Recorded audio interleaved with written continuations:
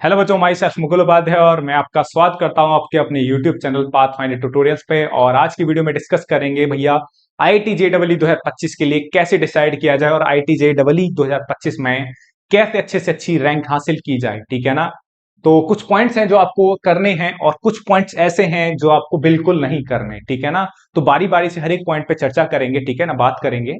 तो पहला अगर मैं आपको बताऊं तो बेटा, जब मैं इस वीडियो को शूट कर रहा हूं या मैं बना रहा हूं इस वीडियो को, तो मार्च का टाइम है और आपके पास जो जेडब्ल्यू मेन का जो फर्स्ट अटेम्प्ट होता है वो जनवरी में होता है।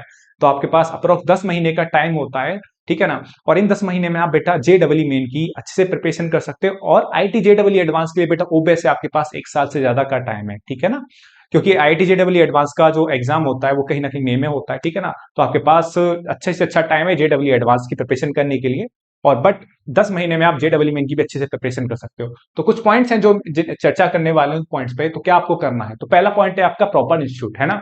जो भी बेटा आप institute X Y Z institute join करो या जो भी आप क्लासेस ज्वाइन करने का मोड हो, या आपका ऑनलाइन मोड हो या ऑफलाइन मोड हो, है ना। तो कुछ अच्छे से इनके बारे में रिसर्च कर लीजिए। ठीक है ना। पहला पॉइंट क्या होता है कि बेटा, जो पहला पॉइंट होता है कि जो भी आप इंस्टीट्यूट ज्वाइन कर रहे हो वो अपना टाइम से सिलेबस खत्म कराते हैं। ठीक है। टाइम के साथ साथ टाइम से खत्म होने के साथ साथ बेटा, आपके सिलेबस में कोई भी हैफाजार्डनेस नहीं होनी चाहिए। ठीक है। कोई भी जल्दबाजी ना करे टीचर्स आपके साथ, क्योंकि बेटा जब टीचर्स सिलेबस जल्दबाजी में खत्म कराता है तो कहीं ना कहीं आपके बैकलॉग्स आने स्टार्ट हो जाते हैं। अगर आप बेटा उन बैकलॉग को टाइम पे खत्म नहीं कर पाओगे तो बेटा आपके लिए कहीं ना कहीं आगे आगे के लिए प्रॉब्लम होने वाली है। तो कहीं ना कहीं आप जो भी इंस्टीट्यूट ज्वाइन कर रहे हो, X Y Z institute join कर रहे हो, तो उसके बारे में थोड़ा रिसर्च कर लीजिए कि वहां के टीचर सिलेबस अपना टाइम पे खत्म करा पाते हैं या फिर जो भी, है ना। तो दूसरा पॉइंट है आपका डिसिप्लिन, है ना। डिसिप्लिन सबसे इंपॉर्टेंट फैक्टर रहने वाला होता है बेटा आईआईटी जेडब्ल्यू की किसी भी जर्नी के लिए, है ना। वैसे बेसिकली हम जो बात कर रहे हैं वो आईआईटी जेडब्ल्यू की बात कर रहे हैं। तो जो डिसिप्लिन होता है, डिसिप्लिन लाइक जो भी आपका शेड्यूल हो वो एकदम फिक्स होना चाहिए, है ना। जब भी आप प्रिपरेशन स्टार्ट कर रहे हो, जब तक आपकी प्रिपरेशन का एंड नहीं हो जाना चाहिए। आपका जो शेड्यूल है वो फिक्स होना चाहिए।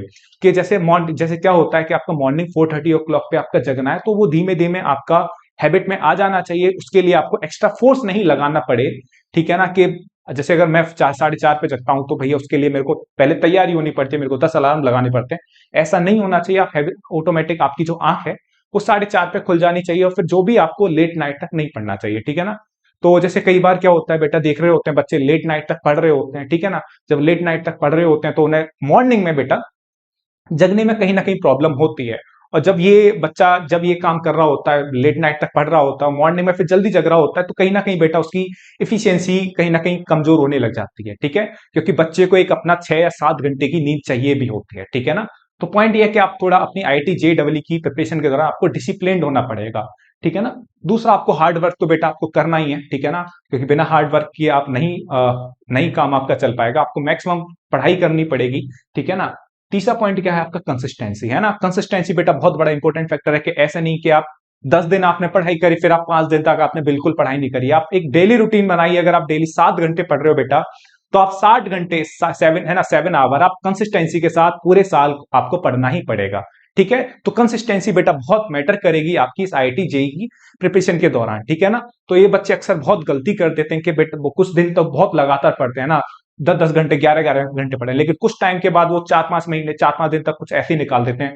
तो आपको ये काम नहीं करना। अगर आप 9 घंटे, या फिर आप फिक्स करिए कि भैया मैं 8 घंटे पढ़ रहा हूं, है ना। तो आप अपना फिक्स करिए कि मैं डेली, जब तक मेरी एंड नहीं हो जाता, जब तक मेरा लास्ट डे नहीं होगा मेरा एग्जाम का, उससे पहले तक मैं 8 घंटे ही पढ़ूंगा। ठीक है ना। जो भी है। दूसरा क्या है, मोटिवेशन, है ना। क्योंकि मोटिवेशन बेटा, मैंने बताया ना कि दो तरीके के मोटिवेशन होते हैं, इंटरनल होता है, एक्सटर्नल होता है। एक्सटर्नल मतलब कोई भी आके आपको मोटिवेट करके चला गया। ठीक है ना। तब तक तो आप थोड़ा मोटिवेट रहे, लेकिन जो सबसे इंपॉर्टेंट होता है बेटा वो होता है सेल्फ मोटिवेशन, इंटरनल मोटिवेशन। ठीक है ना। क्योंकि इंटरनल मोटिवेशन ही आपसे एंड तक काम कराता रहेगा। ठीक है ना। बट फिर भी कहीं ना कहीं बच्चे की लाइफ में कहीं ना कहीं बेटा अप्स एंड डाउन आते रहते हैं। तो कहीं ना कहीं बच्चा थोड़ा सा फील करने लग जाता है, तो है ना, अजीब सा फील करने लग जाता है। तो उसके लिए क्या होता है, देखो सबसे पहले पॉइंट क्या था, डिसिप्लिन। आपका जो शेड्यूल होगा वो पहले से डिसिप्लिन होगा, तो बेटा कहीं ना कहीं आपकी प्रिपरेशन कोई ज्यादा फर्क नहीं पड़ेगा। क्योंकि कई बार क्या होता है बेटा, बच्चे मोटिवेशन मतलब जो भी कहीं ना कहीं प्रॉब्लम में आते हैं, वो अपनी पढ़ाई भी छोड़ के बैठ जाते हैं कभी। तो वो कमी नहीं होती, वो कमी आपकी पूरी कर देता है डिसिप्लिन। ठीक है ना। तो ध्यान रखिए, आपको सेल्फ मोटिवेशन आपको रखना है ना। जरूरी नहीं है कोई सामने वाला आपको आके मोटिवेट करे तभी आप काम करो, आपको सेल्फ मोटिवेशन आपको पूरी साल के दौरान रखना है। ठीक है। फोर्थ पॉइंट क्या होता है कि जो भी आप कोचिंग इंस्टीट्यूट कर रहे हो वहां रेगुलर टेस्ट होने चाहिए और आपको भी रेगुलर टेस्ट देने होंगे वहां पे। तो कई बार क्या होता है कि हम सिलेबस खत्म करने के चक्कर में कि भैया ये एक्स चैप्टर मेरा हो गया, अच्छे से करूंगा तभी मैं इसका टेस्ट दूंगा, ऐसा नहीं है। जितना भी आपकी उस टेस्ट पे उस चैप्टर पे प्रिपरेशन है, आप उस टेस्ट के प्रिपरेशन के बेसिस पे आप टेस्ट देने जाइए और जो भी कमियां हैं, ठीक है ना, उन्हें उसी समय दूर कीजिए। ठीक है। तो आप रेगुलर टेस्ट दीजिए और टेस्ट से मेरे भाई बिल्कुल नहीं बचना। अगर टेस्ट से आप बचे तो कहीं ना कहीं फिर से बेटा आपके लिए आगे के लिए प्रॉब्लम होने वाली है। ठीक है ना। तो तीसरा पॉइंट है रिवीजन। रिवीजन बेटा बहुत इंपॉर्टेंट होता है। मैं आपसे पहले ही भी बोल रहा था कि 10 महीने के दौरान आप अच्छे से सिलेबस खत्म कर सकते हो और आप कहीं कहीं ना कहीं आपको अच्छा टाइम मिल जाएगा रिवीजन करने के लिए, क्योंकि बेटा आज की डेट में कहीं ना कहीं बहुत सारी प्रॉब्लम यूट्यूब पे बहुत ज्यादा सोर्स अवेलेबल है, क्योंकि कहीं ना कहीं आपको वो कोई आके बोल देगा कि मैंने लास्ट के 4 महीने में अच्छे से तैयारी करी, मैंने आईआईटी जेई आईआईटी जेई का एग्जाम निकाल दिया। बेटा ऐसा नहीं होता। किसी भी एग्जाम को क्रैक करने के लिए बेटा आपको कुछ फिक्स अमाउंट ऑफ टाइम चाहिए ही होता है। ठीक है। अगर उस एक्स बंदे ने अपना 4 महीने में निकाल दिया तो जरूरी नहीं है कि बेटा हम निकाल दें। ठीक है ना। तो ये इस पॉइंट से आपको बिल्कुल दूर रहना है भाई साहब। ये चीजें आपको बिल्कुल दूर दूर तक आपके पास नहीं आनी चाहिए। तो ये पॉइंट भी आपको ध्यान रखना है कि रिवीजन पे आपको विशेष ध्यान रखना। प्रैक्टिस बेटा भयंकर वाली प्रैक्टिस लगने वाली है।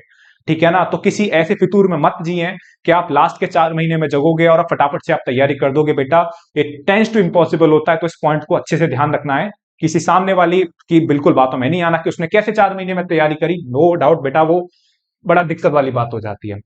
पहला 5वां पॉइंट, बी प्रैक्टिकल। आपको प्रैक्टिकल रहना है। मैं आपसे बार बार बोल रहा हूं कि कोई भी एग्जाम निकालना तो आपके बेटा सर्टेन टाइम चाहिए होता है। ठीक है। तभी आप उस एग्जाम को निकाल पाते हो। ठीक है ना। आप 3 महीने में आप बोलो कि भैया मैं आईआईटी जेईई की तैयारी करूंगा, मैं निकाल दूंगा, बेटा ये वही है कि दिन में एकदम ख्वाब देखने वाली बात है। तो आप प्रैक्टिकल रहिए। ठीक है ना। और सबसे इंपॉर्टेंट बस 6 पॉइंट है आपका, बी पॉजिटिव, है ना। पॉजिटिव रहिए, जो भी है अप्स एंड डाउन आएंगे, बस आप पॉजिटिव रहिए। ठीक है ना। और लास्ट मैंने बोला है ना, सपनों में मत जीना, तो इसकी बाद में बात करेंगे। पहले है डोंट, क्या आपको नहीं करना, बैकलॉग।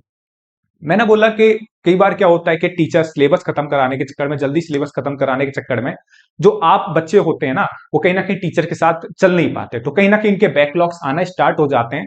तो आप पहले रुकिए। टीचर्स को भी क्लास में होता है कि क्लास का बेटा माहौल थोड़ा अलग होता है, तो क्लास में टीचर्स को भी अपनी बहुत सारी चीजें कंप्लीट करानी होती हैं। तो क्लास में आप हो सकता है कि बहुत सारी बातें आप ना पूछ पाओ, बट टीचर से आके अकेले में जो भी आपके बैकलॉग रहेंगे, जो भी आपको कंसेप्ट समझने में प्रॉब्लम्स आ रही हैं, तो उन्हें क्लास के बाद आके आप टीचर से पूछिए और उसे उसी टाइम पर आप दूर करिए। अगर आप सोचोगे कि यार ये मेरा चैप्टर छूट गया, मैं इसे 10 दिन बाद कर लूंगा, या फिर कोई भी कंसेप्ट आपका छूट गया मैं इसे थोड़े दिन बाद कर लूंगा, तो वो बिल्कुल मत कीजिए। अगर वो आप हो गया तो बेटा प्रॉब्लम हो जाएगी फिर से आपके लिए। ठीक है ना।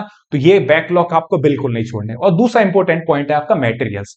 कोई भी एक्स वाई जेड आप कोचिंग इंस्टीट्यूट ज्वाइन कर रहे हो, है ना, मैंने आपसे बोला ना कि आप उसे ब्लाइंडली, क्योंकि आपने एक बार वो कोचिंग इंस्टीट्यूट ज्वाइन कर लिया, तो आप उसे पूरी साल ब्लाइंडली फॉलो करो।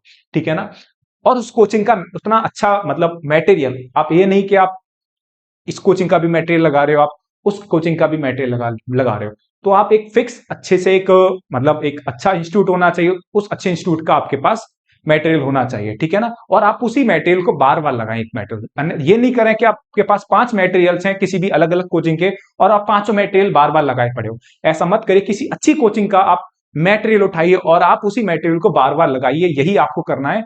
आपको ज्यादा मटेरियल पे, ज्यादा बुक्स पे नहीं जाना। ठीक है ना। क्योंकि कई बार क्या होता है कि बच्चे अलग अलग कोचिंग से मटेरियल इकट्ठा कर लेते हैं, अलग अलग बुक्स इकट्ठा कर लेते हैं। उससे क्या होता है कि बच्चे की प्रिपरेशन अच्छी नहीं हो पाती। ठीक है ना। क्योंकि वो चीजें ऑब्जर्व ही नहीं कर पाता कि क्या कोचिंग, जो भी इंस्टीट्यूट अपना मॉड्यूल डिजाइन करता वो बड़े अच्छे से डिजाइन करता, अच्छा इंस्टीट्यूट। ठीक है। तो बच्चे को फील ही नहीं हो पाता कि यार भैया चीजें पकड़ ही नहीं पाता कि कहाँ कोई दिक्कत हो रही है। ठीक है ना। तो मटेरियल रखिए किसी भी कोचिंग का, बट एक अच्छे से इंस्टीट्यूट का मटेरियल रखिए और आप उसी को बार बार रिवाइज करते रहिए। तीसरा पॉइंट है प्रोकास्टिनेशन। देखो, प्रोकास्टिनेशन आपको काम टालने वाली आदत नहीं रखनी पूरी जेडब्ल्यू की प्रिपरेशन के जर्नी के दौरान। ठीक है। कि इस काम को चलो आज ये चैप्टर छूट रहा है तो इसे मैं बाद में कर लूंगा, या जो भी है, ये काम आपको बिल्कुल नहीं करना। कोई भी पॉइंट आपको याद आ रहा है तो उसे लिखिए। ठीक है। और उसे उसी टाइम पर खत्म कर दीजिए, ये नहीं कि आप उसको खत्म करो। तो ये वाला पॉइंट आपको ध्यान रखना है। और फोर्थ पॉइंट है शॉर्टकट्स, जो मैं आपको पहले ही चर्चा कर चुका हूं। किसी भी काम को करने के लिए बेटा कोई शॉर्टकट्स नहीं होते हैं। उस काम को करने के लिए बेटा आपको मेहनत करनी ही पड़ेगी। ठीक है। जो मैं आपको बता रहा था कि 4 महीने में आईआईटी निकालिए, 2 महीने में आईआईटी निकालिए, बहुत आजकल बहुत ज्यादा बेटा डिस्ट्रैक्शन है, तो ऐसा नहीं हो पाता। ठीक है, आप कोई भी काम का आप शॉर्टकट मत ढूंढिए, उस काम का एक प्रोसेस है, आपको वो करना पड़ेगा, एंड देन आप उसके बाद आपको सफलता मिलेगी। ठीक है, तो उस काम का कोई शॉर्टकट मत ढूंढिए, उसे एक प्रोसेस से होके निकल के जाइए। ठीक है बच्चे, तो ये कुछ पॉइंट्स हैं जो आपको अच्छे से करने हैं, ठीक है ना, और ये हैं आपको नहीं करना। ठीक है, तो ठीक है बेटा, तो आप अपनी आईआईटी जेईई की प्रिपरेशन में लग जाइए धुआंधार तरीके से, और आप बिल्कुल फिक्स कर लीजिए कि 2025 में आपको क्या करना है। ठीक है ना, अच्छे से एकदम आपके पास 10 महीने का टाइम है, एकदम धुआंधार तरीके से लगिए और जोरदार तरीके से लगिए। मैं आपको शुभकामना देता हूं, आप अच्छे से तैयारी करिए। All the best.